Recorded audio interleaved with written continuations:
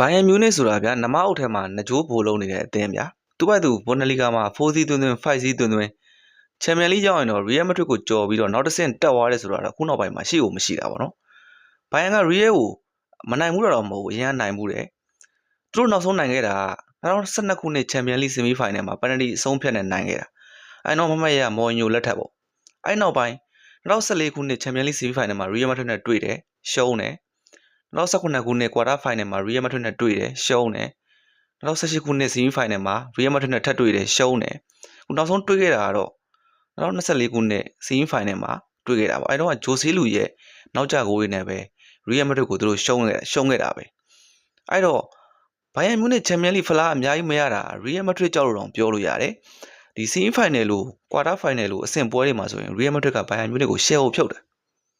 အဲ့တော့တမိုင်းကြောင်းကိုပြန်ကြည့်ရင်ဒီဘိုင်ယန်မြူးနစ်နဲ့ရီယယ်မက်ဒရစ်တွေ့ဆုံမှုတိုင်းမှာရီယယ်မက်ဒရစ်ကပဲအသာစီးရခဲ့တာများတယ်အခုလက်ရှိဖောင်ရကြည့်ရင်ဒီရီယယ်မက်ဒရစ်ကအာဘီလိုရဲ့လက်အောက်မှာဒီ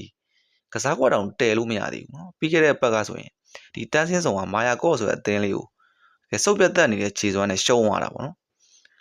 လာလီဂါမှာဆိုရင်တို့ဘာစီလိုနာနဲ့9မှတ်ထိကွာသွားပြီးတော့လာလီဂါဖလားကိုလုံးဝမျှော်လင့်ချက်မဲ့တဲ့တော့ဖြစ်သွားပြီဒါကြောင့်မလို့တို့ချန်ပီယံလိတစ်ခုတည်းကိုပဲတို့အာအောင်ဆိုင်လို့ရအောင်မယ်တစ်ဖက်ကဘိုင်ယန်ကတော့အရင်တုန်းကလိုပဲသူ့လိမှာတော့သူကဆရာကြီးပဲ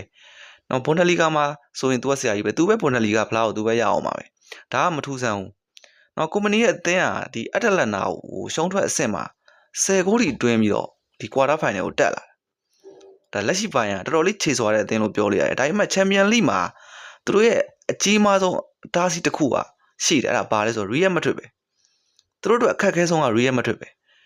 သူတို့အတွက်ချန်ပီယံလိမှာရီယယ်မက်ဒရစ်လောက်ခက်တဲ့အသင်းမရှိဘူးဒါကတမိုင်းကြောင်းရပြောတာပေါ့နော်ဒီတမိုင်းကြောင်းအစဉ်အလာတွေကိုချိုးဖျက်ပြီးတော့ဒီဗင်းစင်ကုမ္ပဏီရဲ့ဘိုင်ယန်မြူးနစ်ကဒီတစ်ခေါက်မှာရီယယ်မက်ဒရစ်ကိုကြော်ဖြတ်ပြနိုင်မလားဆိုတာတော့ဒါစိတ်ဝင်စားကြတော့တော်တော်ကောင်းတယ်ပေါ့နော်ဟုတ်ပြီဒီနေ့တင်းရဲ့အတန်ရကစားသမားစင်းဒီကစားသမားစင်းတွေကြည့်မယ်ဆိုရင်ရီယယ်မက်ဒရစ်မှာတော့သူတို့ရဲ့အဓိကဂိုးသမားကော့ဒရိုက်တန်ရနေတယ်ပြီးရင်ရိုဒီဂိုတန်ရနေတယ်ပြီးရင်ဖာလန်မန်နီတန်ရနေတယ်ကျွန်တော်တော့โอเคတယ်ပြီးရင်ဘိုင်ယန်မြူးနစ်မှာဆိုရင်သူတို့ရဲ့အဓိကတိုက်စစ်မှုဟာရီကိန်းပါမသေးကြဘူးကျန်တဲ့ကစားသမားတွေတော့အားလုံးပါဝင်လာဖို့ရှိတယ်ဟုတ်ပြီအဓိကသိကျင်နေတဲ့မေကွန်ဒီနေ့တင်းမှာဒီပထမကြော့ဘယ်လိုကအသာစီးရအောင်မလဲဟုတ်ပြီဒီနေ့တင်းရဲ့လက်ရှိဖောင်ရဘိုင်ယန်မြူးနစ်ကပို့ပြီးတော့နှာတပြားတာတယ်ဘိုင်ယန်ဆိုရင်သူတို့ပြိုင်ပွဲဆောင်နောက်ဆုံး73ပွဲဆက်ရှုံးပွဲမရှိတာဘူးဒါတော်တော်လေးကိုကောင်းတဲ့ record ပေါ့နော်တစ်ဖက်မှာရီယယ်မက်ဒရစ်ကတော့နော်မန်စီးတီးကိုနိုင်တယ်အက်တလက်တီကိုနိုင်တယ်သူတို့ဖောင်လေးပြန်မှန်ခါစားရှိသေးတယ်ဟိုနေ့က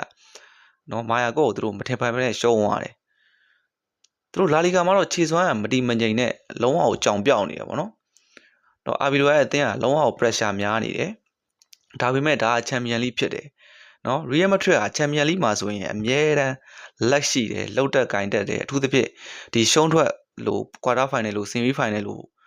အဆင့်နေမှာဆိုရင်သူကတော်တော်လေးကိုတဘာရှိတဲ့အသင်းလို့ပြောလို့ရတယ်ပြီးရင်ချန်ပီယံလိမှာအတွေ့အကြုံရှိတဲ့စူပါစတာပလေယာတွေအများကြီးရီယယ်မက်ဒရစ်မှာရှိတယ်နောက်ထပ်အားသာချက်တစ်ခုကတော့